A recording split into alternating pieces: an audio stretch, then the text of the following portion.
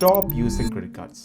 ഒരു credit card കയ്യിലോട്ട് വന്നാൽ നമ്മുടെ ബ്രെയിൻ മൊത്തത്തിൽ മാറും. അതുകൊണ്ട് തന്നെ മിക്ക ആളുകളും ഈ 3 മിസ്റ്റേക്സ് തീർച്ചയായിട്ടും ചെയ്യും. സത്യത്തിൽ അത് മിസ്റ്റേക്സ് അല്ല, ക്രെഡിറ്റ് കാർഡ് എഞ്ചിനീയർ ചെയ്ത് തന്നെ നമ്മളെ ആ മിസ്റ്റേക്സ് ചെയ്യിപ്പിക്കാൻ വേണ്ടി തന്നെയാണ്. ഈ വീഡിയോ കണ്ടു കഴിയുമ്പോൾ ഓൾറെഡി ക്രെഡിറ്റ് കാർഡ് ഉള്ളവർ ഒരിക്കലും പഴയ പോലെ ആയിരിക്കില്ല അത് ഇനി യൂസ് ചെയ്യാൻ പോകുന്നത്. പുതിയതായി ക്രെഡിറ്റ് കാർഡ് എടുക്കാൻ പോകുന്നവർക്ക് എങ്ങനെ ക്രെഡിറ്റ് കാർഡ് ഒരു പവർഫുൾ ടൂളായിട്ട് യൂസ് ചെയ്യാമെന്നും മനസ്സിലാവും. എല്ലാം മോശം മാത്രമല്ല, ക്രെഡിറ്റ് കാർഡിന് മാത്രമുള്ള അടിപൊളി അഡ്വാൻറ്റേജസും കൂടെ ഞാൻ ലാസ്റ്റിൽ പറയാം. അതും തീർച്ചയായിട്ടും നമ്മളെല്ലാവരും അറിഞ്ഞിരിക്കണം. ഈ വീഡിയോ കാണുന്ന നിങ്ങൾക്ക് ഒരു ക്രെഡിറ്റ് കാർഡ് സ്റ്റോറി ഉണ്ട് എങ്കിൽ താഴെ നമ്മളുമായിട്ട് തീർച്ചയായിട്ടും ഷെയർ ചെയ്യണം. അതെല്ലാവർക്കും ഹെൽപ്ഫുൾ ആവട്ടെ. അപ്പോൾ ക്രെഡിറ്റ് കാർഡ് എങ്ങനെ നമ്മുടെ മൈൻഡ് സെറ്റിനെ തന്നെ മാറ്റിമറിക്കും എന്ന് നമുക്ക് ആദ്യം ഒന്ന് കാണാം.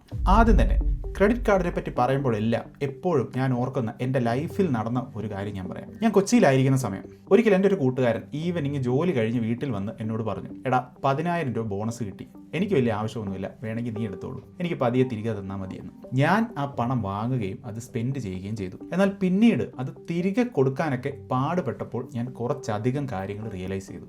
ഏത് തരത്തിലാണെങ്കിലും ഇങ്ങനെ നമുക്ക് പണം ഓഫർ ചെയ്യുമ്പോൾ നമ്മുടെ ബ്രെയിനിൽ ഉണ്ടാവുന്ന ചില മൈൻഡ് സെറ്റ് ഷിഫ്റ്റ് ഞാൻ എക്സ്പ്ലെയിൻ ചെയ്യാം. ഞാനിത് പറയുമ്പോൾ നിങ്ങൾ ക്രെഡിറ്റ് കാർഡ് ഒന്ന് മനസ്സിൽ വെക്കുക. അപ്പോൾ എൻ്റെ കൂട്ടുകാരൻ തന്ന ആ 10,000 രൂപ ഞാൻ കഷ്ടപ്പെട്ടുണ്ടാക്കിയ പൈസയല്ല. അതുകൊണ്ട് തന്നെ അങ്ങനെ അത് സ്പെൻഡ് ചെയ്യാൻ എനിക്ക് മടി ഉണ്ടാവുകയും ഇല്ല. നമ്മുടെ സ്വന്തം പണം സ്പെൻഡ് ചെയ്യുമ്പോൾ ഉള്ളിലുണ്ടാവുന്ന റെസിസ്റ്റൻസ് ഇവിടെ ഉണ്ടാവുന്നില്ല. ഇതായിരുന്നു ഫസ്റ്റ് മൈൻഡ് സെറ്റ് ഷിഫ്റ്റ്. രണ്ടാമത്തേത്, നമ്മുടെ മനസ്സിൽ കുറേ നാളായിട്ട് ഏതെങ്കിലും ഒരു സാധനം അതല്ലെങ്കിൽ ഒരു എക്സ്പീരിയൻസ് വാങ്ങണം എന്ന ആഗ്രഹം ഉണ്ടായിരിക്കും. അതൊരു ഫോൺ ആയിരിക്കാം, ഒരു ലാപ്ടോപ്പ് ആയിരിക്കാം, ഒരു ട്രിപ്പ് ആയിരിക്കാം.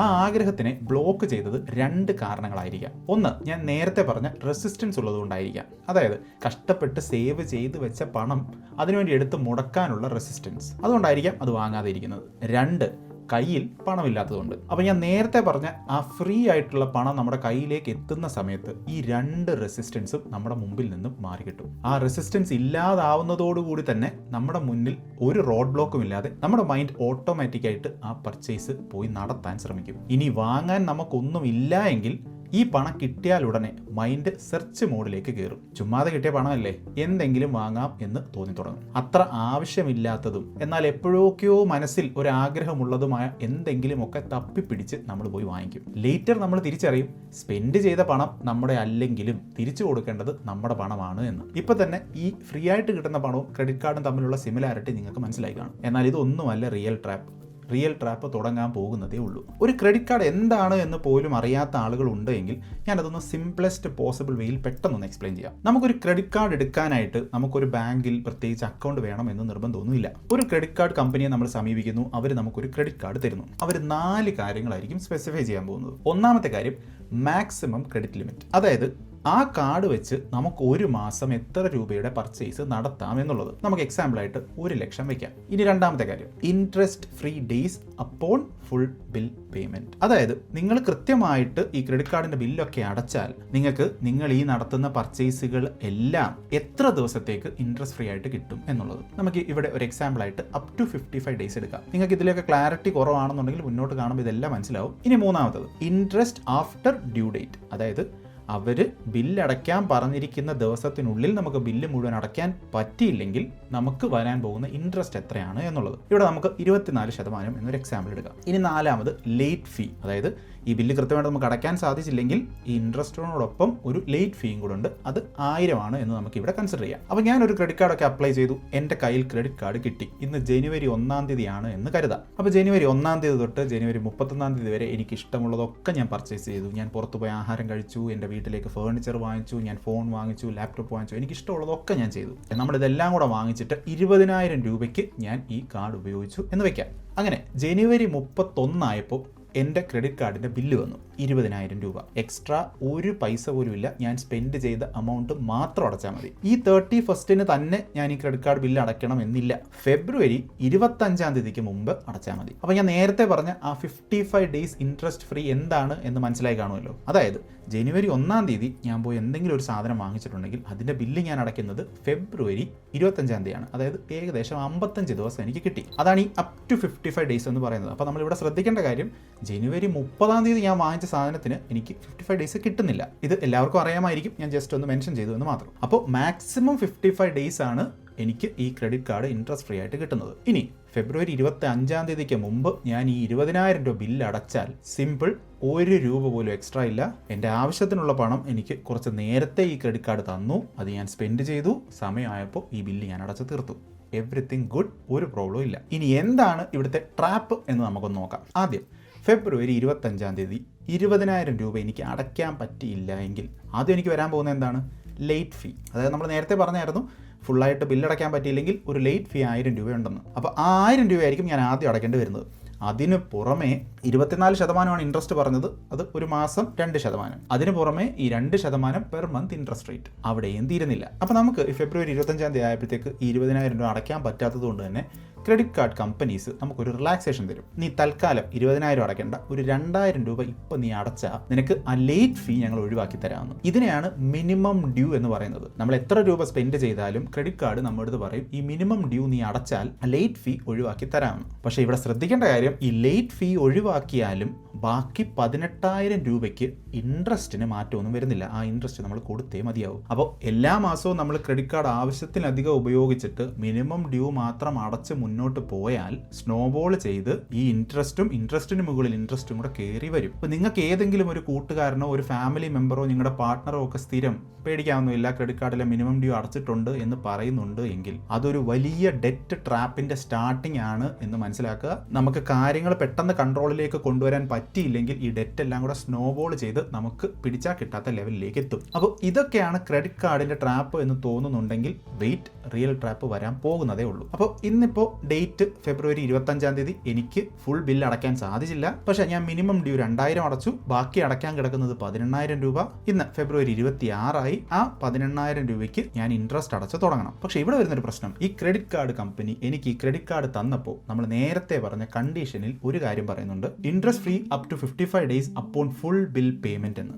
അതായത് ഞാൻ ആ ബില്ല് ഫുള്ളായിട്ട് പേ ചെയ്താൽ മാത്രമാണ് ഈ 55 ദിവസം എനിക്ക് ഇൻട്രസ്റ്റ് ഫ്രീ ആയിട്ട് കിട്ടുന്നത്. അപ്പോൾ ഞാനത് ചെയ്യാത്തത് കൊണ്ട് തന്നെ ഫെബ്രുവരി 1 തൊട്ട് ഫെബ്രുവരി 25 വരെ ഞാൻ ഈ കാർഡ് യൂസ് ചെയ്ത് പല സാധനങ്ങളും മേടിച്ച് സ്പെൻഡ് ചെയ്തല്ലോ, അതിനും ഞാൻ ഇൻട്രസ്റ്റ് കൊടുത്ത് തുടങ്ങണം. ഈ 55 ഡേയ്സ് ഇൻട്രസ്റ്റ് ഫ്രീ എന്ന് പറയുന്ന ഒരു ഫീച്ചർ എനിക്ക് പിന്നെ കിട്ടില്ല. ഈ ഒരു കാര്യം മിക്കവാറും ആളുകൾ റിയലൈസ് ചെയ്യാറില്ല. ഇവിടം തൊട്ടാണ് ഡേഞ്ചർ എക്സ്പ്ലോർ ചെയ്ത് തുടങ്ങുന്നത്. എന്ത് സാധനം സ്പെൻഡ് ചെയ്താലും അപ്പോൾ തൊട്ട് തന്നെ ഇൻട്രസ്റ്റ് അടച്ച് തുടങ്ങണം. നിങ്ങൾ 100 രൂപ സ്പെൻഡ് ചെയ്താൽ ആ 100 രൂപയ്ക്ക് പോലും നിങ്ങൾ എല്ലാ മാസവും 2 രൂപ ഇൻട്രസ്റ്റ് കൊടുക്കണം. നിങ്ങൾ 1000 രൂപയ്ക്ക് എന്തെങ്കിലും പർച്ചേസ് ചെയ്താൽ ആ 1000 രൂപയ്ക്ക് നിങ്ങൾ എല്ലാ മാസവും 20 രൂപ ഇൻട്രസ്റ്റ് കൊടുക്കണം. അങ്ങനെ നിങ്ങളൊരു മോശം സ്പെൻഡർ ആണ് എങ്കിൽ, അതല്ലെങ്കിൽ മണി മാനേജിങ്ങിൽ വളരെ മോശമാണ് എങ്കിൽ നിങ്ങൾ ഒരിക്കലും ക്രെഡിറ്റ് കാർഡ് എടുക്കാൻ പാടില്ല.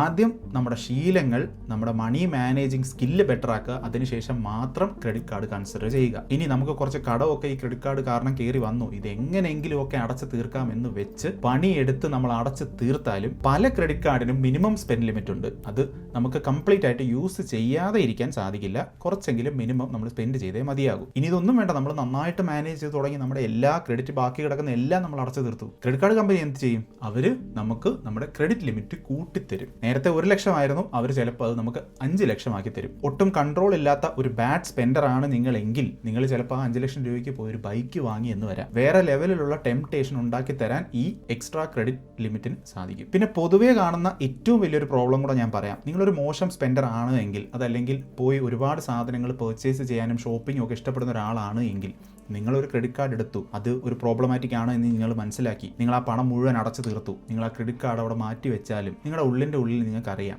ആ ക്രെഡിറ്റ് കാർഡ് യൂസ് ചെയ്ത് 1 ലക്ഷം രൂപയ്ക്ക് എനിക്ക് എന്ത് സാധനം എപ്പോൾ വേണേൽ പോയി വാങ്ങിക്കാം എന്നുള്ളത്. അപ്പോൾ നിങ്ങൾക്ക് ആ ക്രെഡിറ്റ് കാർഡ് വെറുതെ കൈ വെച്ചുകൊണ്ടിരിക്കാൻ പറ്റില്ല. കൈ തരിച്ചു തുടങ്ങും, പോയി എന്തെങ്കിലുമൊക്കെ വാങ്ങിക്കും. അപ്പോൾ നമ്മുടെ ക്യാരക്ടർ നന്നായിട്ട് മനസ്സിലാക്കി, നമ്മളൊരു മോശം സ്പെൻഡർ ആണെങ്കിൽ, നമ്മൾ ഒരുപാട് ഷോപ്പ് ചെയ്യുന്ന ആളാണെങ്കിൽ, അതനുസരിച്ചുള്ള വരുമാനം നമുക്കില്ലെങ്കിൽ, കൃത്യമായിട്ട് ഈ ബില്ല് മുഴുവൻ ഒരു മാസം അടച്ചു തീർക്കാൻ സാധിക്കുന്നില്ല എങ്കിൽ ഈ പരിപാടിക്ക് നിൽക്കാതിരിക്കുന്നതാണ് ഏറ്റവും നല്ലത്. പിന്നെ അവസാനമായിട്ട് മിക്ക ക്രെഡിറ്റ് കാർഡുകൾക്കും ഒരു ആനുവൽ ഫീയും കാണും. അത് നമ്മൾ ആ ക്രെഡിറ്റ് കാർഡ് എടുക്കുമ്പോൾ തന്നെ അവർ നമ്മുടെ കൃത്യമായിട്ട് പറയും. അതൊരു ട്രാപ്പ് ഒന്നുമല്ല, ജസ്റ്റ് ഞാൻ അതൊന്ന് മെൻഷൻ ചെയ്തു എന്ന് മാത്രം. നമ്മൾ ആ ക്രെഡിറ്റ് കാർഡ് യൂസ് ചെയ്താലും ഇല്ലെങ്കിലും അതിന് ആനുവൽ ഫീ കൊടുക്കേണ്ടതായിട്ട് വരും. ആനുവൽ ഫീ 0 ആയിട്ടുള്ള ക്രെഡിറ്റ് കാർഡുകൾ നമുക്ക് വാങ്ങിക്കാൻ കിട്ടും. അപ്പോൾ ഈ ക്രെഡിറ്റ് കാർഡ് ഇത്ര പ്രോബ്ലമാറ്റിക് ആണെങ്കിൽ പിന്നെ എന്തിനാണ് ഇങ്ങനെ ഒരു പ്രോഡക്റ്റ്? എന്തിനാണ് ആളുകൾ ഇത് വാങ്ങിക്കുന്നത്, എന്തിന് നമ്മളിത് വാങ്ങിക്കണം? ക്രെഡിറ്റ് കാർഡ് ആക്ച്വലി ഒരു നല്ല ടൂളാണ്. പണം നമുക്ക് കുറച്ച് ദിവസത്തേക്ക് ഫ്രീ ആയിട്ട് തരുന്നു. ഇതെല്ലാം നമ്മൾ നന്നായിട്ട് മനസ്സിലാക്കി നന്നായിട്ട് യൂസ് ചെയ്താൽ ഒരുപാട് ബെനിഫിറ്റ്സ് ഉണ്ട്. നമുക്ക് ഇനി അതിനെപ്പറ്റി കുറച്ച് നല്ലത് സംസാരിക്കാം. നിങ്ങളൊരു ക്രെഡിറ്റ് കാർഡ് എടുക്കാൻ പ്ലാൻ ചെയ്യുന്നുണ്ടെങ്കിലോ അതല്ലെങ്കിൽ നിങ്ങൾക്ക് ഓൾറെഡി ഒരു ക്രെഡിറ്റ് കാർഡ് ഉണ്ടെങ്കിലോ കൃത്യമായിട്ട് ഈ പറയുന്നത് പോലൊക്കെ യൂസ് ചെയ്താൽ